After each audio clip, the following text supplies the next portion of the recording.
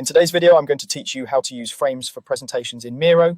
By the end, you'll know how to turn any Miro board into a clean slide-by-slide presentation that keeps your audience focused and your content organized. First, open your board. You can start fresh with a new board or jump into one you've already been working on.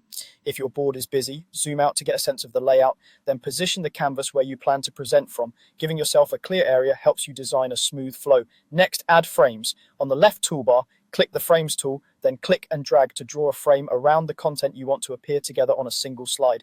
Each frame acts as a slide, so think of it like setting the boundaries of what your audience will see at one time. Try to include a clear title inside each frame and leave a bit of margin around the edges so nothing gets cut off visually. If elements spill over a frame edge, they may distract from your main point, so keep everything you want to show neatly contained within the frame. Now organize your frames, rearrange and resize them to match the story you want to tell. A simple left to right or top to bottom sequence works well and makes navigation feel natural. Keep your formatting consistent. Use the same fonts, sizes, and color accents so your slides feel cohesive.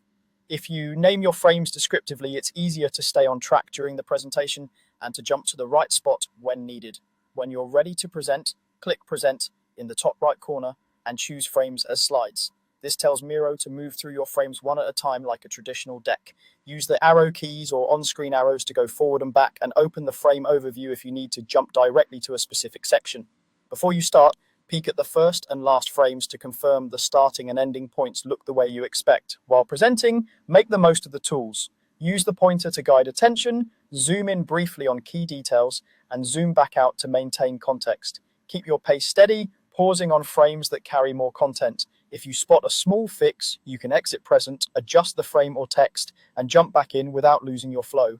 Naming frames and keeping them consistent will help your audience follow along and help you stay confident. That's it. With frames, your Miro board becomes a clear, polished presentation that's easy to navigate and easy to understand.